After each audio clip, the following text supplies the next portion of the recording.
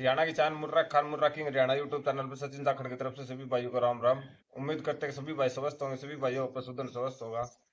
सर्दी का टाइम आ चुका है भाई, अपने अपने पशुओं को सर्दी से बचाए ताकि आपके पशु बीमार ना हो और आपके किसी प्रकार का नुकसान ना हो।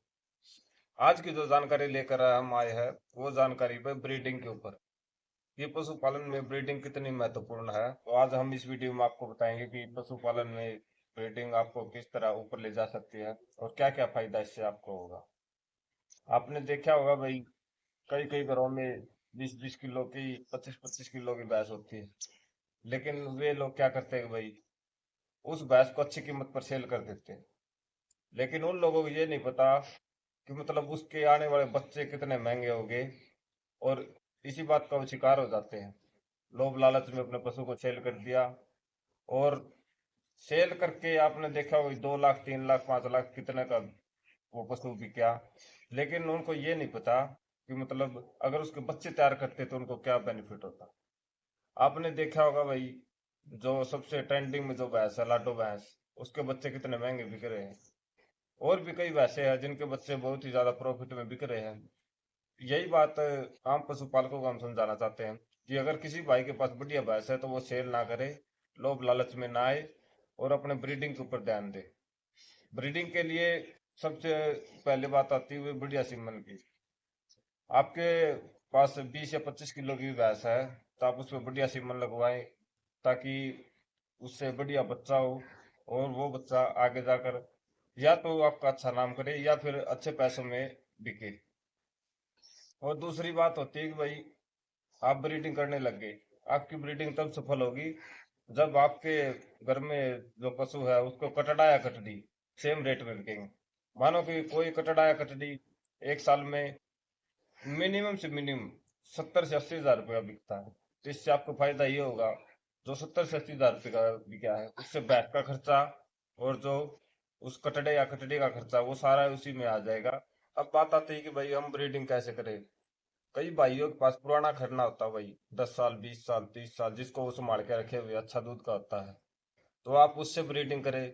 या फिर वही बात, चाहे तो आप एक नॉर्मल भैंस लेके उसको बढ़िया सीमन रखवाए, 5 साल 7 साल, क्योंकि वो इंक्रीज होती जाएगी। 15 किलो वाली हो तो बढ़िया सीमन होगा, उससे 18 किलो, फिर 18 किलो वाली का रखाएंगे तो 20-22 किलो 25 किलो तक पहुंच जाएगी।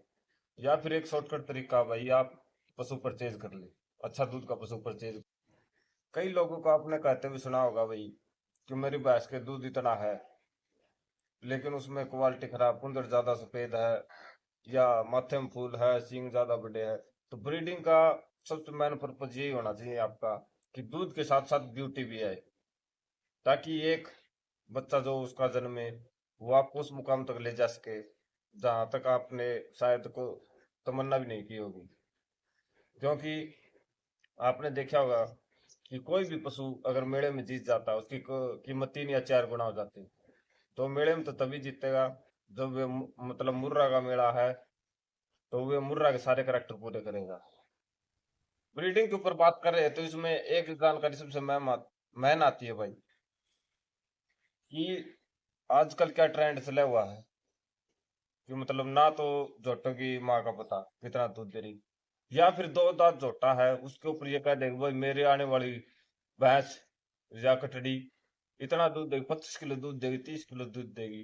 क्या आप साइंटिस्ट थोड़े हो भाई, आपने पता करके लगा लिया।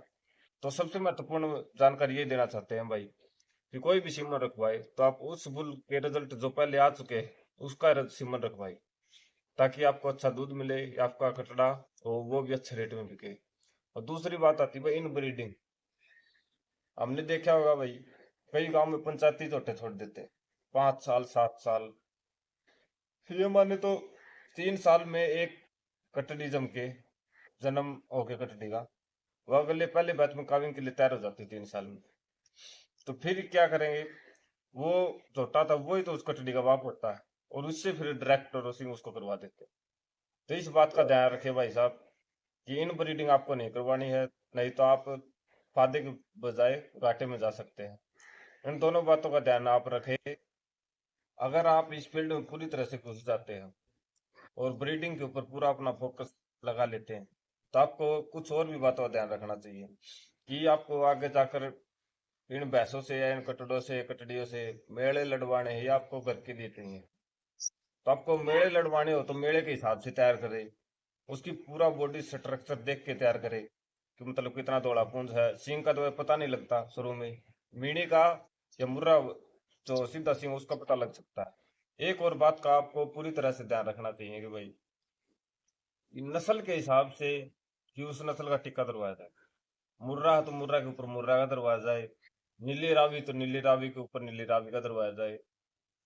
कई बार क्या होता है, भैंस किसी नस्ल की है, टिक्का कौन सी नस्ल का दर देते हैं, तो फिर वो ब्रीडिंग खराब हो जाएगी, आपकी मेहनत खराब हो जाएगी। शुरू में तो 1 साल की जाएगी, तैयार करोगे क्या बता 3 साल की चली जाएगी, क्योंकि उसकी रेट में काफी कम हो जाता है।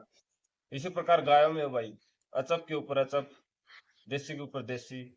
आजकल आप लोगों ने देखा होगा गायों में देसी के ऊपर भी अचप का टिक्का रखवा दिया, फिर भी बाछड़े इधर उधर घूमते रहते हैं, सारी नस्ल खराब हो जाती है। तो आपको ब्रीडिंग के ऊपर अगर आप पूरा काम कर रहे हैं, पूरा फोकस कर रहे हैं, तो आपको इस बात का जरूर ध्यान रखना चाहिए कि जौन सी नस्ल है उसी नस्ल का आप टिक्का दरवाए, बेस्ट से बेस्ट मन रखवाए।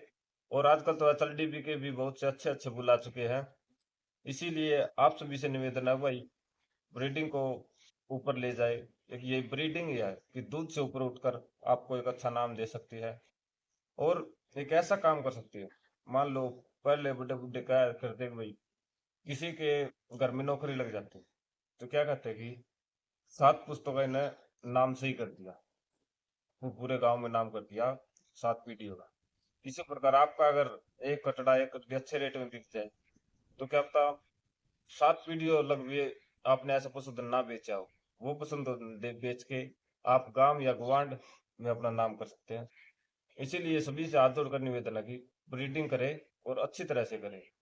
दूध वाली भैंसों के इस चक्कर में ना रहे कि मतलब 5 लाख रुपए लग रहे हैं, 4 लग रहे हैं कि हम इनको बेच दे, और आपको आगे जाकर इस बात का घाटा हो। यह जानकारी आप सभी भाइयों को कैसी लगी कमेंट करके जरूर बताएं, और चैनल को सब्सक्राइब करें, और वीडियो को ज़्यादा से ज़्यादा शेयर करें ताकि सभी पशुपालक भाइयों तक ये वीडियो पहुंच सके, और हमें भी उत्साह मिलता रहे कि ऐसी नई नई जानकारी हम आपके लिए लेकर आते रहे और पशुपालन और पशुपालकों को आगे बढ़ाते रहे।